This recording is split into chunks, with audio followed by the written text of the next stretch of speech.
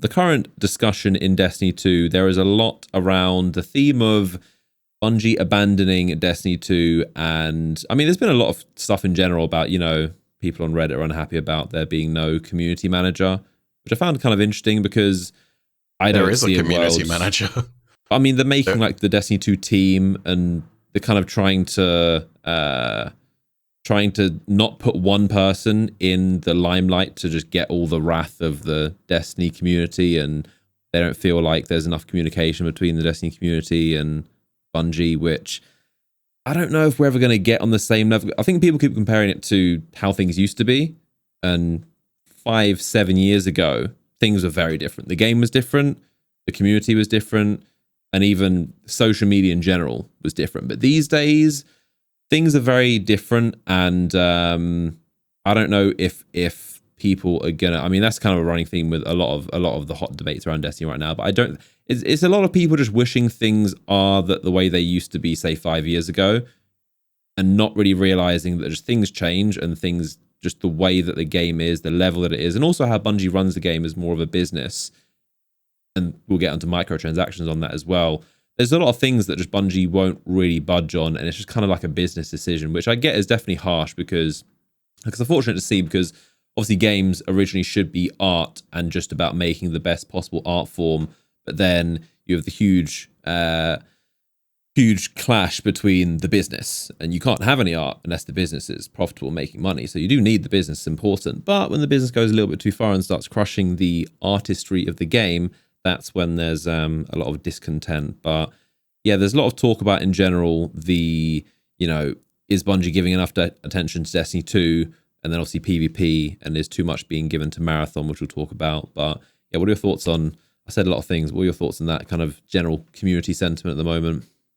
Yeah, I chuckle at the idea of people being like, I want it like it was 5 years ago, and I'm like, there was a lot 5 years ago, but I would remind people that 5 years ago we were at this point just moving into Warmind. You know, like, I get it, people still crave the days of Forsaken, but even Forsaken was a huge moment of burnout for me in particular, because the grind of the game was, I'm sure, very fulfilling to a lot of people, myself included. I got to the 3rd highest light level on the first week of Forsaken in the world as far as Destiny Tracker knew. So like, I was with you as a grinder. I get it. But by that same token, not everything was perfect back then either, you know? Like, I remember so many people sitting there and complaining about all the different bits and pieces and facets. And I guess what it comes down to is, you know, same problem, different time. I'll use the more polite version of that phrase, I guess. You know, we're in this place where yet again we have a lot of negative community sentiment, and I won't, you know, I chuckle more for the fact we've come around to this point again, not that the community sentiment isn't correct, because yeah, there's always things that can be improved, and there's always a lot. But I've been doing this for a decade now, you know. And it's not to say that things like this shouldn't be improved and that feedback shouldn't be given. I think I laugh more at the idea that it's the pattern, you know, like, we repeat ourselves over and over again, and history, especially nowadays, seems to repeat itself so much because we seem to be blind to what's happened in the past. Like, Groundhog Day. It's Groundhog Day, yeah. And I think the important thing to remember is that we're on the path that brings us to a better place. You know, like, if we ultimately keep doing as we are doing and offering critique and showing the way forward as far as what we want from the game and how we want things to be structured, that is ultimately what's going to drive Bungie back into the right place. But by that same token, you know, it's not the first time I've seen people sit there and be like, I'm quitting Destiny in droves. I grant you, this time it feels very different. Yeah, there are a lot of people who sit there and like, okay, this is coming close to the end of the saga. Bungie needs to do big things with this. I absolutely agree. You're like, you know, we're looking here at this moment where Destiny's story is about to reach a climax, and it's hit a massive stumble out of the gate of its final chapter. But I also sit there and know that there is a team furiously at work at Bungie, and that it's not purely something which has gone on deaf ears. Like, I'll level with you. I take my word that I know that the devs inside the studio not only know about the criticism, but also are feverishly working to adapt to it. Like, this does not fall on deaf ears, at least as far as the narrative side of things is concerned. PvP is another beast, and I almost think it's like a separate conversation. But oh yeah, when it comes to the like actual PvE game, telling their story, getting their narrative done, Bungie will hear the feedback from this year and be like, okay, we're never doing that again. You know, they will have already heard it and they will be making changes accordingly. Final Shape's not done. You know, like there is still time to work on it and finish things out and change the bits and pieces that might not necessarily work. Like, this is still the time. It's really disappointing to see something like that after Witch Queen landed so well, but ultimately, you know, sometimes you hit a foul ball and sometimes it doesn't work. I'm astounded that, you know, this was the decision, but ultimately it's also one of those things of, this is why we now need to give feedback. We're in that part of the cycle and process. I also want to... It's also very fair, though, for people to sit there and be like, we've done this cycle 3 or 4 times now. When will they ever learn? You know, at this point, people getting fed up of having the cycle of sort of like growth and then, you know, failure. You can only ride that.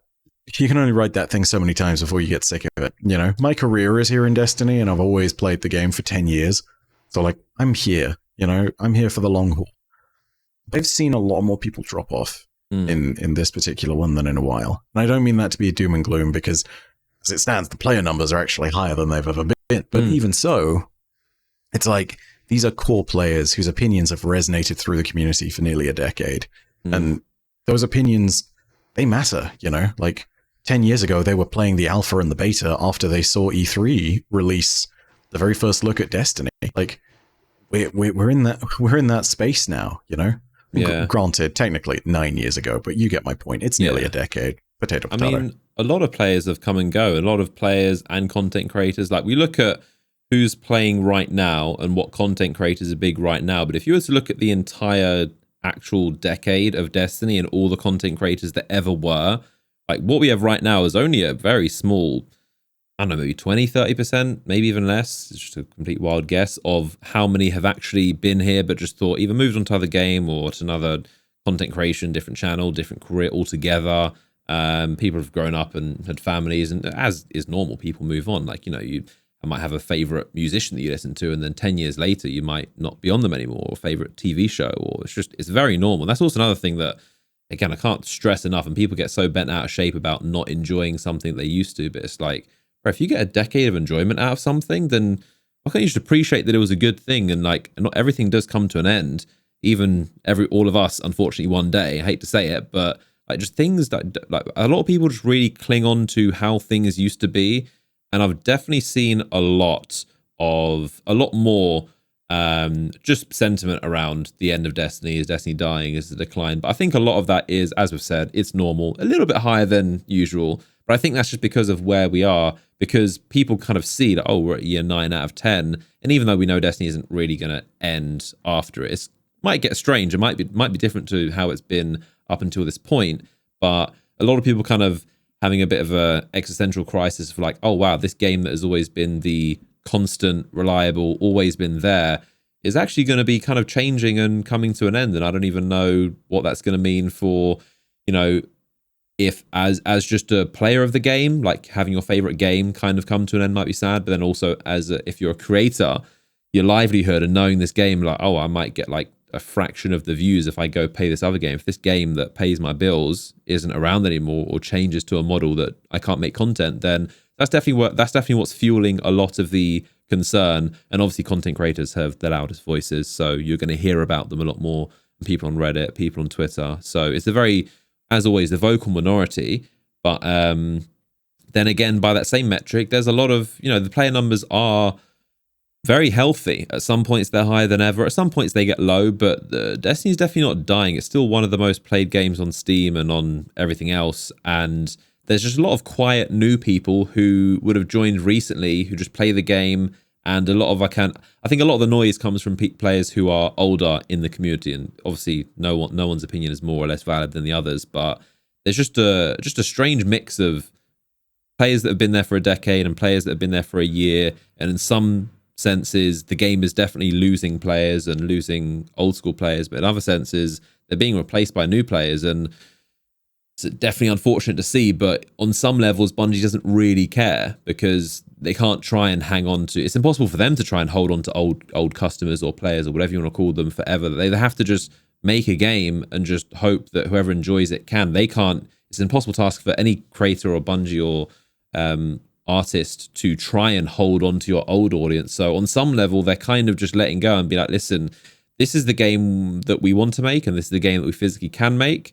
This is what is profitable business-wise, and this is our vision of Destiny. If you don't like it, then unfortunately it won't be for you, and if you like it, then great. And obviously I'm not saying I agree with all of that, but sometimes you just have to be objective and just think about things the way they are, whether you like it or dislike it.